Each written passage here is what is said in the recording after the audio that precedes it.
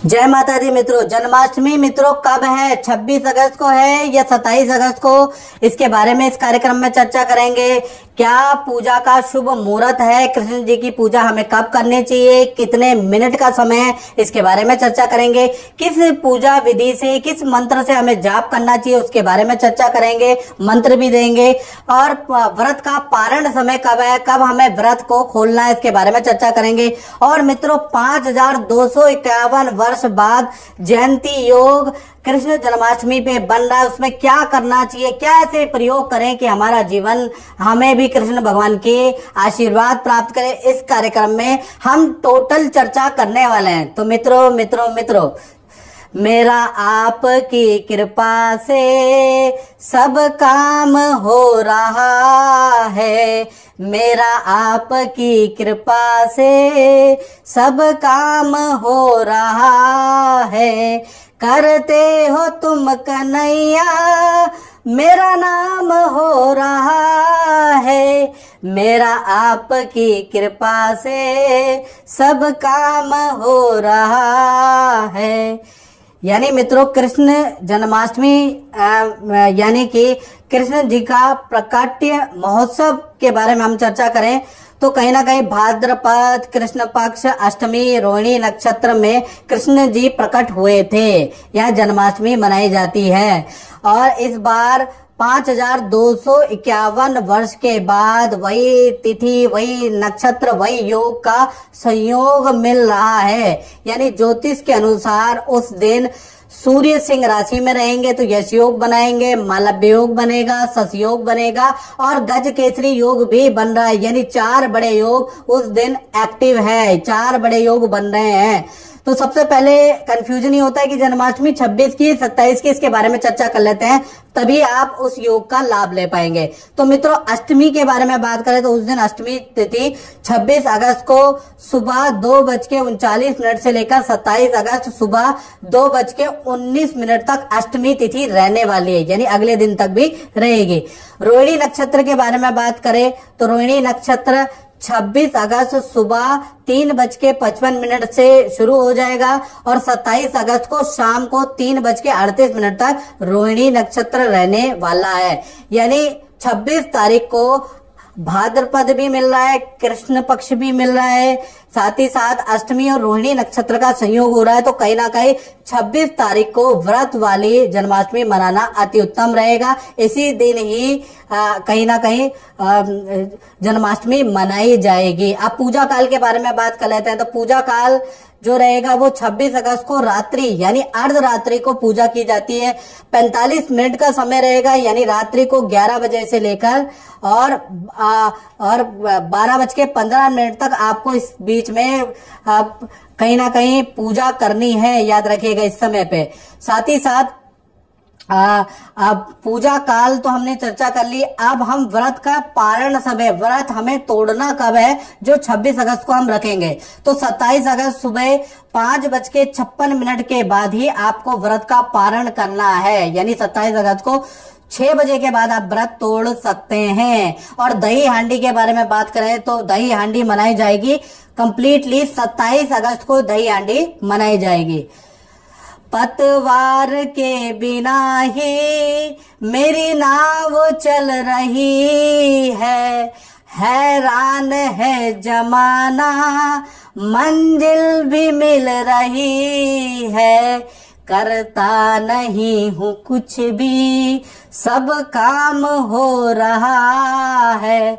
मेरा आपकी कृपा से सब काम हो रहा है। करते हो तुम कन्हैया मेरा नाम हो रहा है। तो मित्रों अब हम चर्चा कर लेते हैं कि कैसे करें पूजा पाठ, यानी कि जन्माष्टमी में किस प्रकार से पूजा पाठ करनी है। तो पूजा पाठ आपको करनी है वो 26 अगस्त को करनी है। तो 26 अगस्त को प्रातः स्नान आदि के कार्यों से पहले निवृत्त हो जाए। सुबह सुबह 3-4 बजे उठ के स्नान आदि कर ले। उसके बाद नए वस्त्र या साफ सुथरे वस्त्र धारण करने के बाद सबसे पहला काम आपको मंदिर की सफाई करनी है। मंदिर में शिव जी की भी मूर्ति, पार्वती की भी मूर्ति, कृष्ण भगवान की मूर्ति, जो भी आपकी मूर्तियां हैं उनको भली प्रकार से आप मंदिर को स्वच्छ कर ले, साफ कर ले। ये सबसे पहला काम आपका रहने वाला है। साथ ही साथ इसके बाद आपको करना है, जब आपने मंदिर को भली प्रकार से स्वच्छ कर लिया है, साफ कर लिया है, पोछा लगा दिया है और पोछे में नमक डाल के और तब आप पोछा लगाएंगे तो नेगेटिविटी भी शांत हो जाएगी। साथ ही साथ उसके बाद आपको क्या करना है, लकड़ी की चौकी लेनी है। लकड़ी की चौकी पे पीला वस्त्र बिछा के उस पे आपको लड्डू गोपाल कान्हा जी को आपको स्थापित करना है। यानी लकड़ी की चौकी के अंदर आपको कान्हा जी को पीले वस्त्र बिछा के स्थापित जरूर कीजिएगा, याद रखिए। फिर उसके बाद ओम श्री गणेशाय नमः ये मंत्र बोलकर आपको धूप बत्ती मंदिर में जलानी है, दीपक आपको जलाना है। ओम श्री गणेशाय नमः ये मंत्र बोलते हुए, या ओम गणानाम तो गणपति गुंगवामय, प्रणाम तो प्रियपति गुंगवामय, निधिनाम तो निधिपति गुंगवामय, वशोमम आहम जानी गर्भदम तुम जासी गर्भदम, अम्बे अंबिके अंबालिके नमान्यत कचरा सतशुभद्रिकम काम्पीलवाचनिम श्रीमन महागणाधिपते नमः, लक्ष्मी नारायणाभ्याम नमः, उमा महेश्वराभ्याम नमः, वाणी हिरण्यगर्भाभ्याम नमः, शशि पुरंदराभ्याम नमः, सर्वे पितृभ्यो नमः, सर्वे देवताभ्यो नमः, इष्ट देवताभ्यो नमः ये मंत्र बोल दीजिएगा। उसके बाद आपको क्या करना है, कान्हा जी को श्रृंगार आपको करवाना है। ओम कृष्णाय नमः ये मंत्र बोलते हुए, ओम कृष्णाय नमः। आप कान्हा जी को बांसुरी पकड़ाए, कानों में उनके कुंडल आपको लगाने हैं, पैरों में पायल पहनानी है, गले में कंठी या माला आपको पहनानी है, उनके माथे पे पीले चंदन का तिलक लगाना है, उन पे इत्र पीले कपड़े उनको पहनाने हैं या और उनको फूल माला आपको अर्पित करनी है। कुछ दक्षिणा आपको चढ़ानी है, दक्षिणा सीधे हाथ में रख के और कहीं ना कहीं काले तिल और जौ और दक्षिणा सीधे हाथ में रख के ओम नमो भगवते वासुदेवाय नमः मम कार्य सिद्धि कुरु कुरु फट स्वाहा ये मंत्र का जाप बोल दीजिएगा और चढ़ा दीजिएगा। यानी कि मैं ये जो काम कर रहा हूँ इसको सिद्ध करे। मेरे में तो इतना सामर्थ्य नहीं है कि मैं इसको सिद्ध कर पाऊं, जो भी मैं इस दिन व्रत पूजा पाठ कर रहा हूँ, आप ही इसको सिद्ध करें। तो ऐसा हिंदी में भी आप बोल सकते हैं, नहीं तो आप ओम नमो भगवते वासुदेवाय नमः मम कार्य सिद्धि कुरु कुरु फट स्वाहा ये बोलते हुए आप दक्षिणा जरूर कान्हा जी को चढ़ा दें। इसके बाद पूर्ण दिन आपको व्रत रखना है, याद रखिएगा। पूजा पाठ आप कर सकते हैं, कान्हा जी की भक्ति आप कर सकते हैं, क्योंकि कहीं ना कहीं 5251 वर्ष के बाद ऐसा सहयोग बन रहा है, उसमें मंत्र जाप और कुछ साधना भी कर सकते हैं, उसके बारे में भी चर्चा करेंगे। खैर रात्रि काल में यानी कि रात्रि काल अर्धरात्रि में कान्हा जी का जन्म हुआ था या प्रकट्य हुआ था, कुछ लोग प्रकट्य भी कहते हैं, तो प्रकट हुए थे वो इस संसार के अंदर।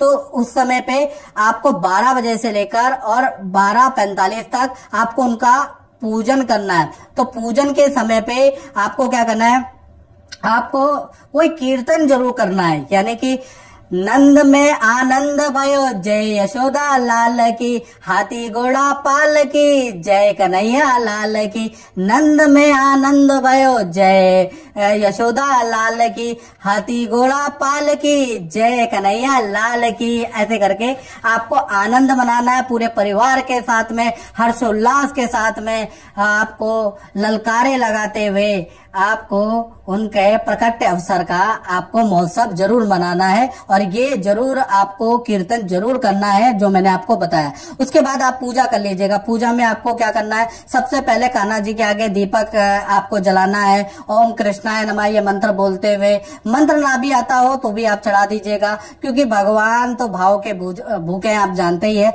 भाव उनको लगता है, उनको पूजा विधि नहीं चाहिए, उनको भाव चाहिए। साथ ही साथ पीले पुष्प आप चढ़ा दीजिएगा।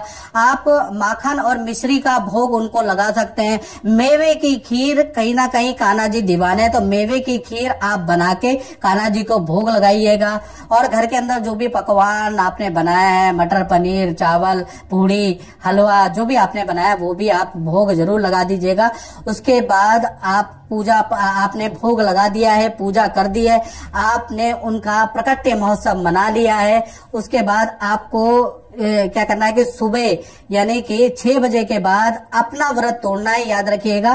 तब तक आप जो आपने उनको भोग लगाया है वो चीजें अपने घर के प्रसाद में मिलाने के बाद, फलाहार का जो भोग लगाया वो मिलाने के बाद आप संपूर्ण जगह पे वितरण भी कर सकते हैं, याद रखिएगा। और जो रोगी हैं, जो शुगर के रोगी हैं, जिनका कहीं ना कहीं दवाइयां चल रही है, वो ये भोग लगाने के बाद अपना भोजन ग्रहण कर सकते हैं। खासकर वो जो रोगी हैं, जो गर्भवती महिलाएं हैं और वो व्रत रख रही हैं, तो 12 बजे के बाद अब संपूर्ण तरह से आपने पूजा पाठ कर ली, उसके बाद आप खा सकती हैं। हाँ, आपके अंदर सामर्थ्य है तो सुबह 6 बजे तक यानी 27 की सुबह 6 बजे तक आपको व्रत का पारण करना है। लेकिन वो जिनकी हेल्थ ठीक है उन्हीं के लिए बात कर रहे हैं। विद्यार्थी बालक है तो रात को खा लें, जो रोगी है, वृद्ध महिलाएं हैं, गर्भवती महिलाएं हैं, उनको 12 बजे के बाद ये भोग लगाने के बाद भोजन प्रसाद ग्रहण कर देना चाहिए। चलिए अब बात कर लेते हैं कि उस दिन